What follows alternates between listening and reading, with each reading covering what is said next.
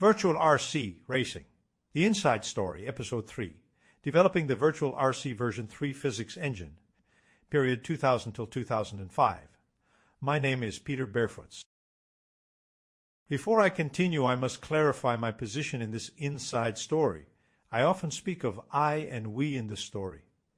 At that time, I was still the owner of Serpent, and in this story, I am referring myself as such. Mid-2005, that all changed when I stepped away from Serpent. But my ties with Serpent remained strong, and Michael Salvin remained involved in the physics engine discussions with Todd and myself. I laid out my plans for VRC V3, not knowing anything about what it would take to develop a proper game or sim. I just had a vast 30 years of experience in RC racing itself, and of course in manufacturing, mainly nitro on-road racing cars, because that is what I had raced myself and was involved in as a manufacturer. With Serpent, we had a few years in off-road with the Serpent Cobra and Spirit line, 1986 till 1990, but that was short-lived, and there was very little product knowledge to go by. The first decision, therefore, was to focus entirely on-road, starting with 1.8 nitro sports cars and 110 200mm nitro sedans. The chassis physics engine was up first. What I had in mind was to create a real nitro on-road racing RC experience with realistic-looking cars and tracks, and even more important, cars that would feel like real RC cars. So two things were extremely important: realistic physics and realistic 3D cars and tracks. Let me briefly explain what a physics engine is and what a physics engine does. A physics engine describes using physics kinematics, and in case of VRC, vehicle dynamics theories, formulas, and data, how an object will behave in a certain environment and react to that environment. In fact, in VRC we have several separate physics processes running at the same time. All these processes combined we call the VRC physics engine. The groundwork for the VRC physics engine was laid with VRC version 3 and was later further developed for VRC Pro. Next, using the data logger to obtain real performance data. It became clear to me after my first discussions with Todd that for realistic physics, we would need reference data to check the behavior and performance of virtual cars against real-world data. You may remember that somewhere mid-90s, Serpent had developed the DRX 2000 data logger.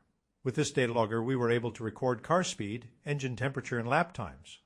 We could also calculate engine power curves by accelerating a heavy roller. The data that we had acquired turned out to be essential input for our physics wizard, Todd "Doc" Wasson.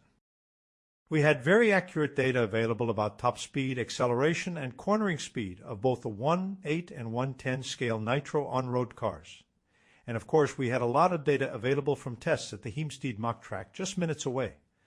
So the first track we developed was the Heemstede track, so we could compare, verify, and match the real and virtual performance of the cars. One of the big unknowns were the tires. We were able to calculate grip levels from car mass and inertias, racing line radius, and cornering speeds by using DRX 2000 data. But Todd already knew that tires' characteristics and physics are extremely complex, as tires don't work in a linear way at all. I'll zoom in on that important part of the physics model in a later episode, as it is a story by itself. Next up was obtaining chassis data from Pro Engineer. Defining the chassis was the first thing Todd went to work on. Obviously, we were going to work with the 1.8 nitro on-road chassis first, because that's where our expertise was and where we had most data of. 3D developer Tony West had already received the Serpent 956 chassis and started to create an ultra-realistic 3D model of it, including the exact layout of the suspension. Todd created a mathematical model of the car by laying out the suspension geometry, defining all the pivot points, the chassis dimensions, and all the physical properties, weight and inertia of the chassis and the complete driveline. How we knew all this? In 1994, we had started to design our Serpent cars using Pro Engineer. This is a so-called parametric 3D design program in which you design each part of a car in 3D. Assign material properties to it made of steel, aluminum, titanium, nylon, etc. And obviously the part was part of the total assembly. Before Pro Engineer, designing a car was a drawing board job and later AutoCAD. But Pro Engineer had changed the whole design process in a dramatic way. Having designed our cars in Pro Engineer gave us access to a wealth of inertia data, which was essential to model the physical properties of a chassis. We knew the exact values of roll, jaw, and pitch moments of the complete chassis, but also of all the rotating parts like the whole driveline, clutch, brake, wheels, and tires, etc. By the way, roll, jaw, and pitch are the three axes a chassis can move around, X, Y, Z, and these inertia moments determine how much it will move when acceleration, braking, and cornering forces are applied to the chassis. They are essential to calculate forces on the suspension, shock absorbers, and anti-roll bars, and ultimately the tires. Without all that data, it would have been virtually impossible to create a model that would behave like the real RC car. To define a chassis and how the suspension geometry and shocks are configured in the chassis physics engine, over 140 parameters are being used. For the on-road cars, Todd had created a 2.5D geometry model, as it was not necessary to animate the suspension. When we decided to create the open-wheel off-road classes, that was in 2010, Todd had to create a whole new 3D geometry model. Next up was the engine physics model. We had a lot of data from our engine power and torque curves, but rather than to use these power and torque curves, Todd was convinced that it would be better to model the engine itself. That was quite a challenge considering the complexity of how a two-stroke engine works. Todd knew it was necessary to develop a complete engine physics model if we wanted to be able to set the mixture, calculate fuel consumption, play with fuel, oil, and nitro percentages, know when the engine is overheating, select the correct glow plug, and more. I thought it was impossible to do, but I soon found out that Todd was determined to take on this big challenge. I remember he worked on the physics model for these small two-stroke nitro engines for more than 8 months, and amazingly he delivered a brilliantly working physics model to simulate a real nitro two-stroke engine. Never thought that was even possible. In the two-stroke engine physics model, all the intake and exhaust port timing is included, bore and stroke of course, and the exhaust system, so critical for a two-stroke engine. Compression ratio, carburation, fuel mixture, glow plug heat factor, you name it, it's all in this physics model. Over 80 parameters or variables. And when you run the car, the engine performance is calculated real-time using all these variables. 350 times per second.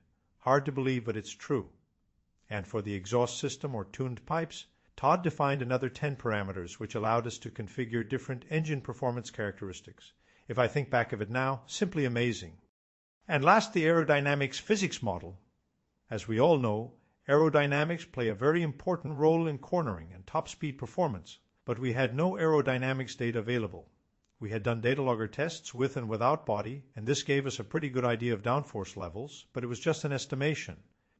As we had no means of testing different bodies ourselves, we approached the Technical University in Delft to see if they would be interested in setting up a program to measure 1/8 and 1/10 scale bodies in their wind tunnel. TU Delft is particularly known for its aerospace studies, so this was the right place to go to. The data which was acquired was limited, but good enough to give us a good indication of downforce and drag levels. We had already decided that we were not going to apply big differences between aerodynamic properties of bodies, because we would then surely end up with everybody using the same body like in real RC racing. In other words, only the body with the best aero properties would be used. All we did was create variations between downforce and drag levels depending on the class and scale. In the next episode, I will zoom in on the tires physics model.